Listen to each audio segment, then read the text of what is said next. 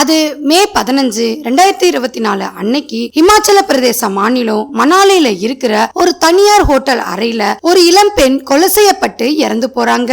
அவங்க யாரு, இந்த வழக்குடைய பின்னணி என்னன்றத பத்தி இன்னைக்கு கொஞ்சம் டீடைலா பாத்துடலாம். Welcome to DFT crime. நான் உங்கள் பிரியா. நம்ம சேனலுக்கு புதுசா வர வியூவர்ஸ் சப்ஸ்கிரைப் பண்ணிட்டு லைக் ஒன்னு கொடுத்துருங்க. நீங்க கொடுக்குற ஒவ்வொரு லைக்குமே அடுத்தடுத்து நான் வீடியோ போடுறதுக்கான புது உத்வேகமா இருக்கும். இப்ப நம்ம வீடியோக்குள்ள போயிடலாம். மும்பையை சேர்ந்தவங்க தான் 24 வயசான ஷீதல். இவங்களுடைய அப்பா மும்பைல ஆட்டோ ஓட்டுநரா வேலை பார்த்துட்டு வராரு. ஷீதல் அவங்க வீட்டுக்கு ஒரே மகன்றதால ரொம்ப செல்லமாவும் அன்பாவும் பாசமாவும் வளர்த்துட்டு வந்திருக்காங்க. இவங்க படிப்புல படு சுட்டியா இருந்தாலும் திறமையான புத்திசாலித்தனமான ஒரு பெண்ணா தான் வாழ்ந்துட்டு வந்திருக்காங்க. இவங்க கல்லூரி படிப்பை தொடர்ந்துகிட்டு இருக்கிறதால கல்லூரி நட்பு வட்டாரங்களும் இவங்க பார்ட் டைமா வேலை பார்த்துட்டு வர இடங்கள்லயும் அதிகப்படியான நண்பர்கள் இருந்து வராங்க. எப்போதுமே சமூக வலைதளங்கள்ல சுறுசுறுப்பா வலம் வரக்கூடிய ஒரு நபரா தான் இருந்து வராங்க. இந்த சூழல்ல தான் ஷீதலுக்கு பேஸ்புக் மூலமா வினோத்னு சொல்லப்படுற நபருடைய அறிமுகம் கிடைக்குது. இவரு ஹரியானா மாநிலத்தை பூர்வீகமா கொண்டவரு. அவர் வாழ்ந்துட்டு வர்ற பகுதியில டெலிவரி பாய் வேலைய பார்த்துட்டு வராரு.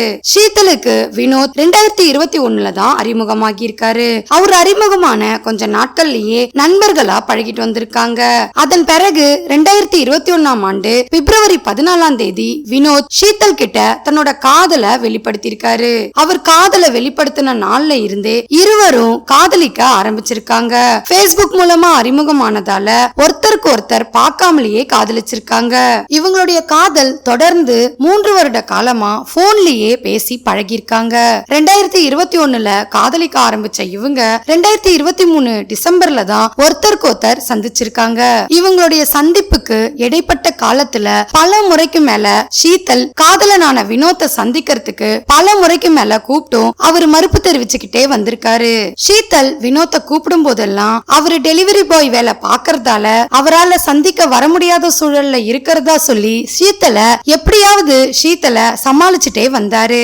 ஷீதல் ஒவ்வொரு முறையும் கூப்பிடும் போதெல்லாம் ஒவ்வொரு காரணங்களை சொல்லி தட்டி கழிச்சுக்கிட்டே வந்திருக்காரு. இதனால இருவருக்குள்ளயும் மனக்கசப்பு ஏற்பட்டு சண்டைகள் வர ஆரம்பிச்சது.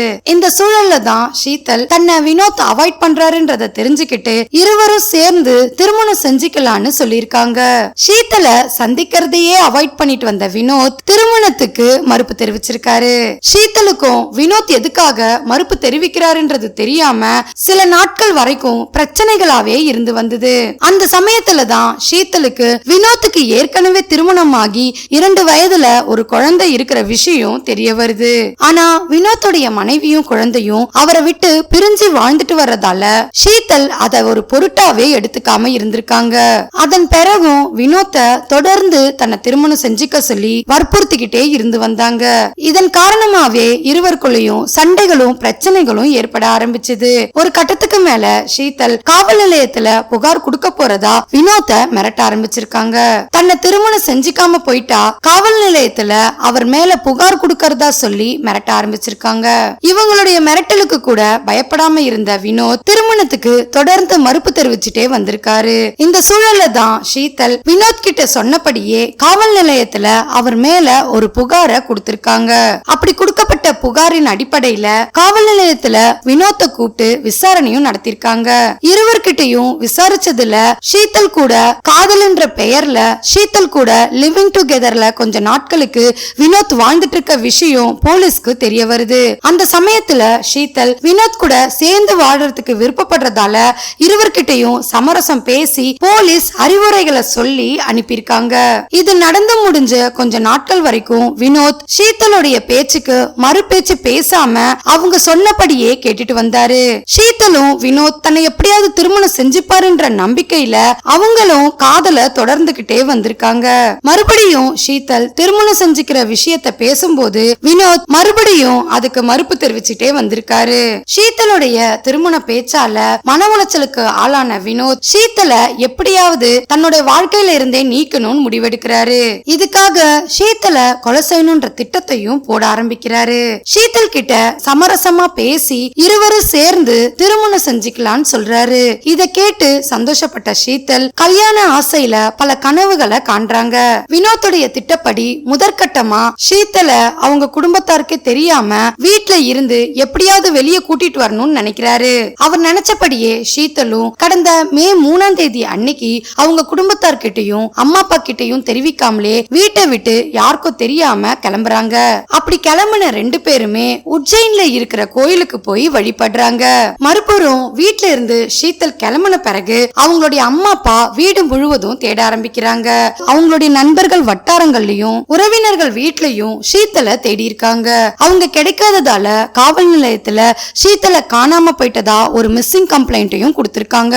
மறுபுறம் ஷீதல் அவங்களுடைய காதலன் கூட உஜ்ஜைன்ல இருக்கிற கோயில் வழிபாட்டு தலங்களுக்கு சந்தோஷமா சுற்றி தெரிஞ்சிட்டு வந்தாங்க. 2-3 நாட்களுக்கு மேல உஜ்ஜைன்ல இருக்கிற கோயில்கள்ல சுற்றி தெரிஞ்சுக்கிட்டு இருந்தவங்க அங்க இருந்து மணாலிக்கு போகலான்னு முடிவெடுக்கிறாங்க. அவங்க நினைச்சபடியே உஜ்ஜைன்ல இருந்து மணாலில ஒரு தனியார் ஹோட்டல்ல ரூம் எடுத்து இருவரும் சேர்ந்து 1 வார காலத்துக்கு ஹோட்டல் ரூம வாடகைக்கு எடுத்திருக்காங்க. அப்படி ரூம்ல தங்கிட்டு இருந்தவங்க ஒவ்வொரு நாள் ஒவ்வொரு பகுதிக்கு போய் இயற்கை காட்சிகளை ரசிக்கிறதும் இருவரும் புதுமண தம்பதிகள் போல மணாலி முழுவதும் சுற்றி திரிய ஆரம்பிச்சாங்க. அந்த சமயத்துல வினோத் ஷீதல் கிட்ட அறிவுரைகளை சொல்லி வீட்டுக்கு போகும்படி சொல்லிருக்காரு. ஆனா ஷீதலோ இதன் பிறகு தான் வீட்டுக்கே போக முடியாதுன்னு வினோத் கிட்ட தெரிவிச்சிருக்காங்க. ஏன்னா வீட்டுல தன்னோட அம்மா அப்பா கிட்ட தெரிவிக்காமலேயே தான் வந்ததால மறுபடியும் வீட்டுக்கு போனா பல பிரச்சனைகள் தனக்கு ஏற்படுறதா சொல்லியிருக்காங்க. இதன் பிறகு ஏதாவது ஒரு கோவில்ல திருமணம் செஞ்சுக்கலான்னு சொல்லியிருக்காங்க. ஆரம்பத்துல இருந்தே திருமணத்துக்கு மறுப்பு தெரிவிச்சிட்டு வந்த வினோத் இந்த சூழல்ல என்ன செய்யறதுன்னு தெரியாம ஷீதலை பல சமாதானங்களை செய்து பார்த்திருக்காரு. ஆனா ஷீதலோ முடிவா தன்னை திருமணம் செஞ்சுக்கும்படி வினோத்த மிரட்டுற தோணையில பேசியிருக்காங்க. ஏற்கனவே வினோத்துக்கு ஷீதல் காவல் நிலையத்துல புகார் கொடுத்து ஒரு பிரச்சனை ஆனதால மறுபடியும் எங்க ஷீதல் காவல் நிலையத்துல மறுபடியும் தான் மேல புகார் கொடுத்துருவாங்கன்ற பயத்தினால அவங்க கிட்ட பிரச்சனைகள் எதுவும் செய்யாம சமாதானமாவே பேசிட்டு வந்திருக்காரு. அந்த நேரத்துல ஷீதலும் வினோத்தை எப்படியாவது திருமணம் செஞ்சுக்கணும்ன்ற முனைப்போட இருந்து வந்தாங்க. இந்த சூழல்ல தான் வினோத் மே 14ஆம் தேதி அன்னைக்கு இரவே இருவருக்குள்ளயும் பிரச்சனைகள் ஏற்பட ஆரம்பிச்சிருக்கு. இந்த பிரச்சனைனால இருவருக்குள்ளும் வாக்குவாதம் ஏற்பட்டு சண்டைகளும் ஏற்பட்டிருக்கு. அதன் பிறகு மே 15ஆம் தேதி அன்னைக்கு காலை நேரம் 10 மணி வாக்குல வினோத் மட்டும் அந்த ஹோட்டலுடைய ரிசப்ஷனுக்கு வந்து தான் தங்கி இருந்த ரூம செக் அவுட் பண்றதா சொல்லி அவர் வாடகைக்கு எடுத்த நாள்ல இருந்து அன்னைய தேதி வரைக்கும் அந்த ரூமுடைய வாடகை பணத்தை கொடுத்து கணக்க முடிச்சிருக்காரு. அதன் பிறகு அந்த ஹோட்டல்ல வேலை பார்க்கிற ஒரு ஊழியர் கிட்ட தனக்கு ஒரு டாக்ஸி தேவைப்படுறதா சொல்லியிருக்காரு. அவரும் வினோத் கேட்ட உடனே ஒரு கால் டாக்ஸிய வரவழைச்சிருக்காரு.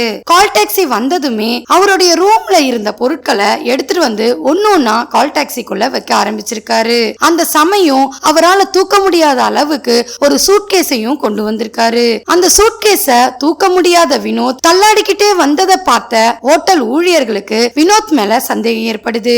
ஏன்னா வினோத் ஹோட்டல்ல தங்கும் போது ஷீதல் கூட தான் தங்கி இருந்தாருன்றது எல்லாருக்குமே தெரிஞ்சிருந்தது. வினோத்தும் ஹோட்டலை விட்டு கால் டாக்ஸிக்கு நடந்து போகும்போது அவரும் அவர் கூட ஒரு சூட்கேஸும் கொண்டு போறத பார்த்து சந்தேகப்பட்ட ஹோட்டல்ல வேலை பார்க்கிறவங்க உடனடியா ஷீதலை தேட ஆரம்பிக்கிறாங்க.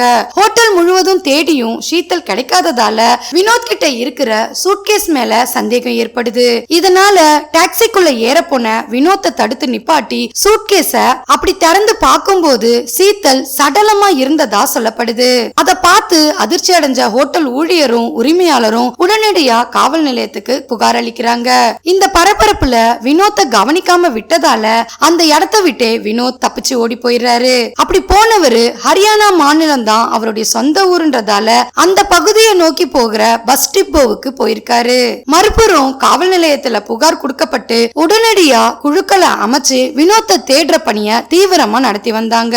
அப்படி தீவிரமா நடத்தப்பட்ட சோதனையில வினோத் ஹரியானா பகுதிக்கு போகிற ஒரு பஸ்ல இருந்ததா சொல்லப்படுது. உடனடியா அந்த பஸ்ல இருந்த அவரை போலீஸ் அதிரடியா கைது பண்ணிருக்காங்க. இறந்து போன ஷீதலுடைய வீட்டுக்கும் தகவலை கொடுத்திருக்காங்க. தகவல் கிடைச்சதுமே ஷீதலுடைய அப்பா அம்மா காவல் நிலையத்துல பிரச்சனைகளை செய்து வந்திருக்காங்க. ஏன்னா ஷீதல் காணாம போன அன்னைக்கே அவங்க காணாம போயிட்டதா ஒரு மிஸ்ஸிங் கம்ப்ளைண்ட் கொடுத்ததா ஷீதலுடைய அப்பா சொல்லியிருக்காரு. ஆனா போலீஸோ அப்படி ஒரு கம்ப்ளைண்டே எங்களுக்கு வரலன்னு தெரிவிச்சிருக்காங்க. மறுபுறம் வினோத்தை கண்டுபிடிச்ச போலீஸ் அவர்கிட்ட தீவிர விசாரணைய நடத்திருக்காங்க. அப்படி நடத்தப்பட்ட மேற்கொண்ட விசாரணையில ஷீத்தல தான் கழுத்தை நெரிச்சு கொலை செய்ததா சொல்லியிருக்காரு. அதுக்கான காரணம் தான் ஏற்கனவே திருமணமான ஒரு நபருனும் தனக்கு 2 வயதுல ஒரு குழந்தை இருக்கிறதாவும் போலீஸ் கிட்ட தெரிவிச்சிருக்காரு. ஷீத்தல் தன்னை திருமணம் செஞ்சுக்கும்படி தன்னை தொடர்ந்து வற்புறுத்திக்கிட்டே வந்ததாலேயே தான் வாழ்க்கையில இருந்து நீக்கணும்னு நினைச்சுதான் கொலை செய்ததா சொல்லியிருக்காரு. இந்த கொலைய தானே திட்டமிட்டு செய்ததாவும் போலீஸ் கிட்ட தெரிவிச்சிருக்காரு. சம்பவம் நடந்த அன்னைக்கு தனக்கும் ஷீத்தலுக்கும் பெரிய வாக்குவாதங்களும் பிரச்சனைகளும் ஏற்பட்டதா சொல்லியிருக்காரு. ஷீத்தல் உயிரோட இருந்தா தன்னை திருமணம் செஞ்சுக்கும்படி தன்னை தொடர் டார்ச்சர் செய்து வரதாலேயே மொபைல் சார்ஜர் ஒயரை எடுத்து அவங்களுடைய கழுத்தை நெரிச்சு கொலை செய்ததா சொல்லியிருக்காரு. ஷீத்தல் இறந்து போயிட்டாங்கன்றத உறுதிப்படுத்திக்கிட்ட வினோத் ஷீத்தலுடைய உடலை எப்படியாவது ஹோட்டல் அறையில இருந்து வெளியேற்றணும்னு நினைச்சிருக்காரு. இதுக்காக மார்க்கெட்ல இருந்து ஒரு பெரிய சூட்கேஸையும் வாங்கிட்டு வந்திருக்காரு. அவர் ஷீத்தலை கொலை செய்த பிறகு 12 மணி நேரம் அவங்களுடைய உடலை ஹோட்டல் ரூம்லயே வச்சிருந்திருக்காரு. இதனால அவங்களுடைய உடல் வறட்சி அடைஞ்சு அவர் வாங்கிட்டு வந்த சூட்கேஸ்ல அடைக்க முடியாத சூழல் ஏற்பட்டிருக்கு. அந்த சமயம் என்ன செய்யறதுன்னு தெரியாம வினோத் ஷீத்தல வெந்நீர்ல ஷீத்தலோட சடலத்தை குளிப்பாட்டி இருக்காரு. அதன் பிறகு அவர் கொண்டு வந்த சூட்கேஸ்ல அடைச்சு ஹோட்டல் ரூமை விட்டு எப்படியாவது அப்புறப்படுத்தணும்னு நினைச்சதா சொல்லியிருக்காரு. அதோட ஹோட்டலுக்கு தங்க போன முதல் நாளே ரிசப்ஷன்ல தன்னுடைய ஐடென்டி கார்டு எதுவும் கொடுக்காம ஷீத்தலுடைய ஆதார் கார்டை கொடுத்துதான் ரூம் புக் பண்ண விஷயமும் போலீஸ்க்கு விசாரணையில தெரிய வந்திருக்கு. மறுபுறம் போலீஸ் ஷீத்தலுடைய உடலை மீட்டு அட்டாப்சிக்காக அனுப்பியிருக்காங்க. அதோட ஷீத்தலுடைய அப்பா அம்மா கிட்ட வாக்குவாதத்துல ஈடுபட்டதாகவும் சொல்லப்படுது. ஏன்னா ஷீத்தல் காணாம போன அன்னைக்கு அவங்க காவல் நிலையத்துல புகார் கொடுத்ததா சொல்லப்படுது. ஆனா இந்த புகார போலீஸ் முற்றிலுமா மறுப்பு தெரிவிச்சிருக்காங்க. ஷீத்தலுடைய அப்பா அம்மா குற்றம் சாட்டப்பட்ட நபருக்கு அதிகபட்ச தண்டனை கிடைக்க வேண்டி நீதிமன்றத்துல கோரிக்கையை வச்சிருக்காங்க.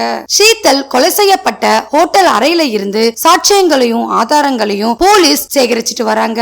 ஷீத்தலுடைய பிரேத அறிக்கை போலீஸ் கைக்கு கிடைக்காததால தொடர்ந்து விசாரணையை நடத்திட்டு வராங்க.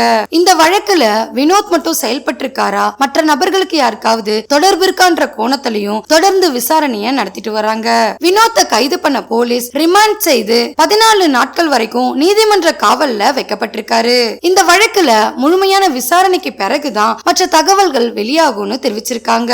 இந்த வழக்கை பத்தின உங்களுடைய கருத்தை மறக்காம கமெண்ட்ல சொல்லுங்க. லைக் பண்ணுங்க, ஷேர் பண்ணுங்க. மறுபடியும் வேற ஒரு கேஸோட உங்களை சந்திக்கிறேன். தேங்க்யூ.